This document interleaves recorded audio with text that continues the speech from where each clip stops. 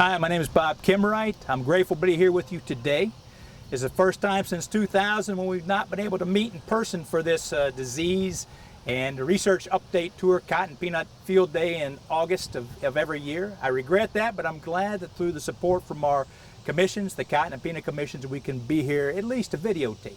Because while the virus, the COVID virus, may keep us from meeting in person, it certainly has not slowed down the problems in the field, and it has certainly not slowed down the research efforts that we at the University of Georgia have made. As an extension plant pathologist working with cotton, my focus is primarily on the diseases and the nematodes that affect the cotton.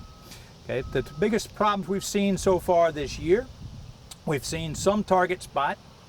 We've seen, if you look behind me, you can see the coloration. This is Stymphalium leaf spot. This is a potassium deficiency. I'm constantly reminding growers that this relates to potassium problems and no fungicide will solve it. On August the 20th, we're also seeing in the field right now, we're seeing a lot of boll rot that's developing. It started developing within the past week to 10 days. I think it's very much we've had a change in environment. We've had more moisture, we've had more rainfall. Our crop is progressing. We're seeing some boll rot. Unfortunately, whether it's Stymphalium leaf spot behind me or whether it's the boll rot, there's not much we can do about it other than to let you know what we're seeing and make sure you understand what it is. So let's talk about things that we can do.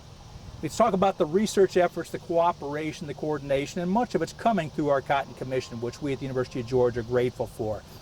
Things that my research efforts are on. The first thing is going to be target spot. We continue to look at target spot. Target spot caused by the fungus Coronaspora doesn't matter in every field every year, but when it does matter, it can cost up to 200 to 300 pounds of lint. And so a lot of the research efforts we continue are to look and see what is the best fungicides we have out there. We continue to have an increasing arsenal of fungicides labeled for target spot control, and what is the best timing. My goal is not that we tell every grower to spray every time. My goal is that you as a cotton grower in the state of Georgia have the information you need based upon the research that we conduct here on station and in your own fields, that you have the information you need to make the best management decisions that make you the most money.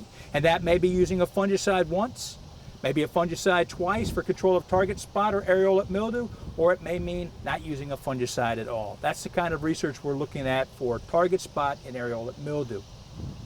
A major focus of my research efforts and extension efforts as an extension specialist is management of nematodes.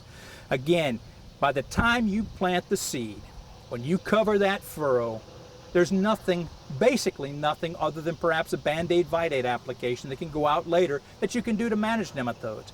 And it's now in August. If we were able to go to more fields, I could show you our research efforts showing what happens when the nematodes or the nematodes in cooperation with the fusarium fungus, the devastation they can cause to the growth and the development of the cotton crop.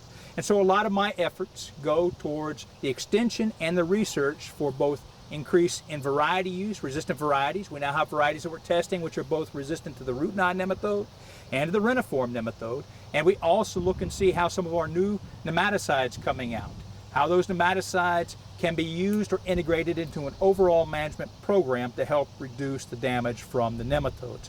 Again, in my world, and in my world supported by the industry and by the Cotton Commission, the biggest thing I can do is try to help growers to A, understand the impact of the diseases, B, to recognize the symptoms of the diseases and the nematodes, and C, to recognize that by now in the season, the decisions they made perhaps as early as planting or as recently as the first to third week of bloom may have made all the difference.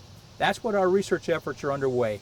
How do you recognize what the potential problem is going to be? How do you know the timing of it? And how can you make sure that when you get to August the 20th, which is today, how do we make sure that whatever you needed to do before now to protect against the diseases and nematodes, we have that under control? As I finish up talking about cotton, I'd be remiss if I didn't mention two diseases that we have. They're fairly newly recognized, or not newly recognized, perhaps re-emergent and newly recognized in Georgia. And these would be bacterial blight of cotton, and also the disease caused by the cotton leaf roll dwarf virus. Many people still use the term blue disease. We don't use that anymore, but we know that it's a related disease caused by the cotton leaf roll dwarf virus. The field behind me, and you can see some of the pink tags, this is where my colleague Dr. Sudeep Bag is following the development of the disease. I want to say something very important about our association at the University of Georgia and our relationship with the commissions, and in this case especially with the Georgia Cotton Commission. We have from time to time things come up like the reemergence of bacterial blight that happened in about 2015, and in 2017-18 where we have the introduction or the discovery of, first in Alabama, now in Georgia, of the cotton leaf roll dwarf virus and the symptoms associated with it. Without the help from the Cotton Commission and others, we would not have the funding to try and assess, what's going to be the long-term impact of these diseases, and also what are the management strategies. Because when you first see a new disease emerging like the cotton leaf roll dwarf virus disease, it can be very disconcerting to growers and to everyone involved. And so with the funding and the cooperation, the research from the University of Georgia, the support from our extension, the support from our administration, and the funding that comes directly from the growers through our commissions, it helps us to not only assess what is the real threat of a disease like this cotton leaf roll dwarf virus, and B, what do we need to do, if anything, to manage it. So in 2020, I'm happy to say that based upon this cooperation, I feel we have a very strong handle on bacterial blight, which in 2015, bacterial blight in 2015 was the cotton leaf roll dwarf virus of 2018-19. As far as something reemerging, something developing, what do we need to do about it? I'm very happy to say that in both situations, our cooperation amongst universities, our cooperation with commissions, our cooperation with the industry has helped us and continues to help us to get a handle on what growers like you need to do in the coming seasons to remain profitable.